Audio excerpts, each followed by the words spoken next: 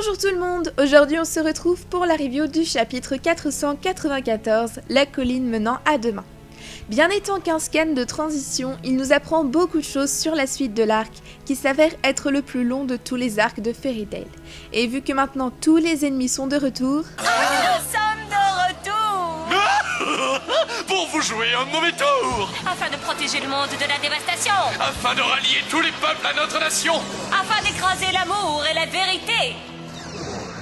afin d'étendre notre pouvoir jusqu'à la Voie lactée. Jess,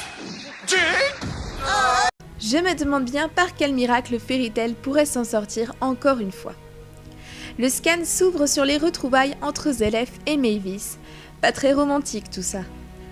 Après de nombreuses années et à peine libérée de sa prison de cristal, ou de Lacrima, mais bon, on chipote pas, Mavis se trouve une nouvelle fois congelée par le général de l'hiver, émissaire d'Alvarez et haut conseiller de l'empereur, Invel, un personnage plutôt intéressant pour l'instant, et on imagine très bien qui sera son adversaire.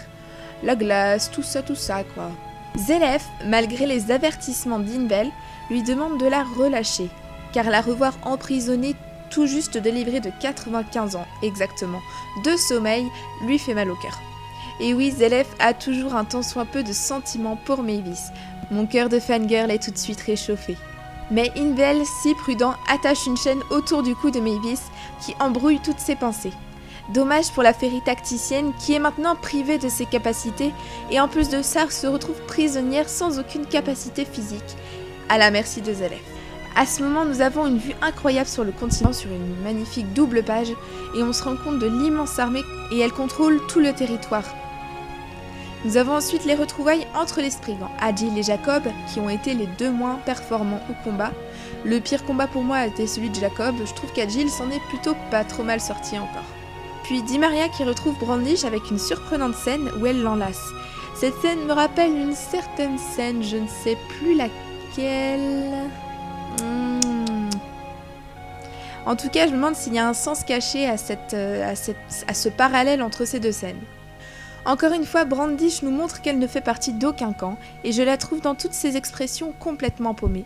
Elle va continuer à suivre les ordres d'Alvarez, bien sûr, mais elle retournera sa veste, c'est certain. On apprend tranquillement pépère, comme ça, que Rackade a le potentiel de battre Acnologia comme ça, sans pression. À mon avis, il préfère garder Rackade auprès de lui et s'emparer de Fairy Heart. Rackade aurait été une sorte de plan de secours. Et là, nous retrouvons Neinheart, plutôt bien remis de l'attaque ultime de Jelal, un peu abusé mais bon, ça passe. Et nous avons les trois autres Gugus, Bradman, Wolist et God Serena, qui ont été ressuscités grâce à la magie Historia de Neinheart. Même si ressusciter est un grand mot, ils ont leur pleine conscience et la totalité de leur pouvoir magique originel. God Serena va enfin pouvoir entrer dans le game, enfin, on va le voir à l'action. Bien sûr, ce serait un gros bullshit si Neinheart se faisait battre avant les trois autres, car bien sûr, ceux-ci disparaîtraient. Trollshima. Non, moi je suis pour revoir des combats. J'ai trouvé celui de Luxus bâclé, même si celui de Gadgil était vraiment bien, je veux revoir tous les Spriggans en action. Je vous liste les combats que j'aimerais beaucoup voir dans cet arc. Alors bien sûr, Rackade et Zelef contre Natsu, juste pour la réunion des Dragneel, avoir plus d'informations sur ce Rackade et sur leurs liens. Ensuite, il y a aussi Aileen vs Erza, ça semble assez logique aussi pour leur relation. Alors ensuite, je voudrais Auguste vs Jelal et Luxus, ou Auguste vs Gildarts, si ils se ramènent un jour. Mais ça, c'est pas sûr. J'ai dit Auguste vs Jelal et Luxus parce que je crois qu'un de mes plus grands rêves dans Fairy Tail, c'est de voir un combat Jelal et Luxus ensemble. Je sais pas pourquoi. C'est deux monstres et je trouve qu'ils feraient un super duo tous les deux. Nous avons ensuite Invel contre Grey, ou Grey Léon, ou Grey Juvia. Parce que Invel, Grey, c'est pratiquement inévitable, sauf si Mashima sort de ses habitudes. Ensuite, nous aurions Agile contre Juvia. Pour l'association des éléments, le sable et l'eau, c'est plutôt une bonne combinaison, donc ça serait sympa de voir ça. Bradman vs Gadgil, second round. Parce que Gadgil, pour se venger de Bradman, tout simplement. Ou alors une association Gadgil-Levi, oui. Je vois pas trop Bradman, sinon. Wolist contre... je ne savais pas non plus trop, j'ai dit Sabertooth. Wolist, après ça peut être n'importe qui. Hein. Il est pas hyper fort, donc je pense qu'il y a pas mal de personnes qui peuvent s'en charger.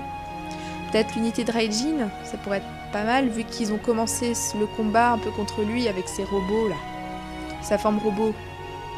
Faut que je relise le début de l'arc, parce que là, je m'en rappelle plus. Neinhardt contre Lucy, j'adorerais ce combat. Vous savez pourquoi? Parce qu'on pourrait, grâce à la Historia, avoir par exemple un Lucy vs Aquarius, ou un Lucy vs Leila, par exemple. Bah non, je suis débile, Aquarius, elle est pas morte. Non, franchement, voir Lucy contre sa mère, ça serait quelque chose quand même d'énorme. Après, c'est une idée comme ça. Vous pouvez me suggérer vos idées dans les commentaires. Dites-moi ce que vous pensez de ça. Ensuite, pour God Serena, je pensais un deuxième round contre les mages saints. Ou Makarov. Sinon, j'ai pas trop d'idées. Di Maria, je la verrais bien contre Mira Jane, Elfman et Lysana. Parce qu'on aurait le Demon Beast Animal Soul vs le God Soul. Et pour le dernier combat, Jacob contre Happy, juste parce que j'aime pas Jacob et qu'il s'est fait ridiculiser comme pas possible alors qu'il se vantait d'être, attention, un assassin. LOL. Revenons à Mavis, en plus d'être enchaînée, elle va se faire retirer par Eileen, la magie Fairy Heart, cette source de magie infinie qui est le seul moyen pour le moment de vaincre l'armée d'Alvarez.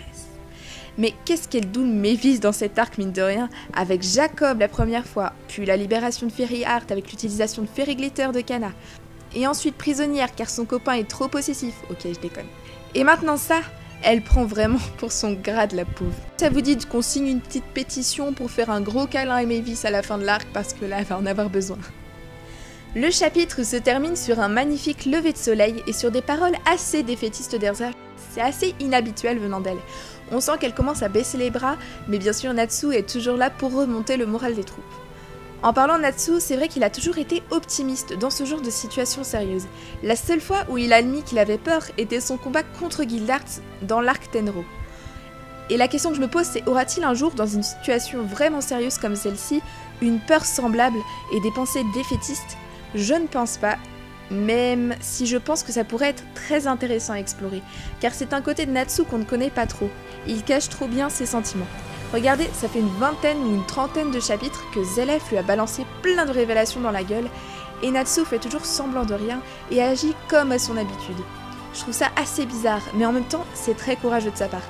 Mais il viendra bien un moment où il craquera, car il doit en parler, ou dans une situation précise qu'il soit obligé de dévoiler ses informations. Voilà, c'est tout pour ce chapitre. Le prochain s'intitulera J'ai faim, qui est une référence directe à Natsu. Quoique, Mashima pourrait nous réserver quelques surprises, parce qu'avec les titres de chapitres, on ne sait jamais trop à quoi s'attendre. Bref, on verra. Je vous souhaite une bonne semaine à tous. Salut!